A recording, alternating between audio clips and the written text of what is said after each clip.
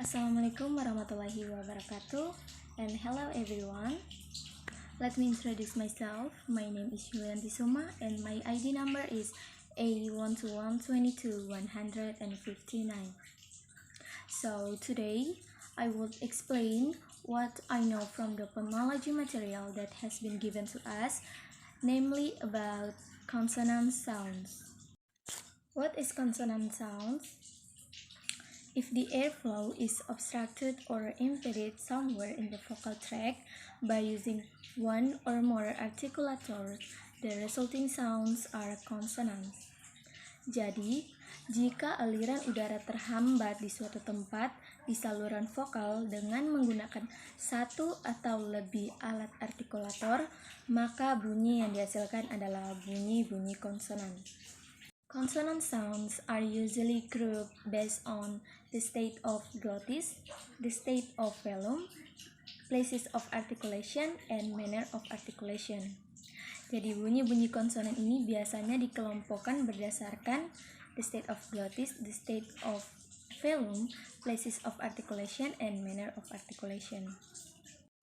Based on the state of glottis, sounds are grouped into voiced and voiceless sounds. Jadi berdasarkan the state of glottis, bunyi dikelompokkan menjadi voiced dan voiceless. Voice itu maksudnya ketika kita mengucapkan bunyi-bunyi konsonan, maka akan terdapat hambatan pada pita suara kita.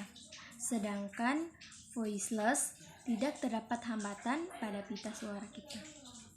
If the velum is raised, the nasal cavity is closed, so that the airflow moves out through the oral cavity. The resulting sounds are called oral sounds. For example, sounds P, B, F, T, and S. While if the velum is lowered, part of the airflow passes through the nasal cavity and part of it passes through the oral cavity. The resulting sounds are called nasal sounds. For example, sounds and Jadi, jika velum ditinggikan atau terangkat, maka rongga hidung akan tertutup, sehingga aliran udara akan keluar melalui rongga mulut. Maka bunyi-bunyi yang dihasilkan disebut dengan oral sound. Contohnya pada bunyi P, B, T, S, F, dan lain-lain. Dan jika velum diturunkan, sebagian udara akan melewati rongga hidung dan sebagian lagi akan melewati rongga mulut. Maka bunyi-bunyi yang dihasilkan disebut dengan nasal sounds.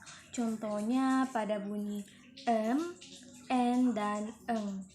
Next, places of articulation atau where the sounds are produced, di mana bunyi-bunyi itu dihasilkan. Jadi berdasarkan places of articulation ini dia terbagi atas 8. Yang pertama ada bilabial, yang kedua adalah labiodental, yang ketiga dental, keempat alveolar, kelima alveopalatal, 6 palatal, 7 velar, dan ke-8 glottal. And the last is manner of articulation or how the sounds produced, atau bagaimana bunyi-bunyi itu dihasilkan.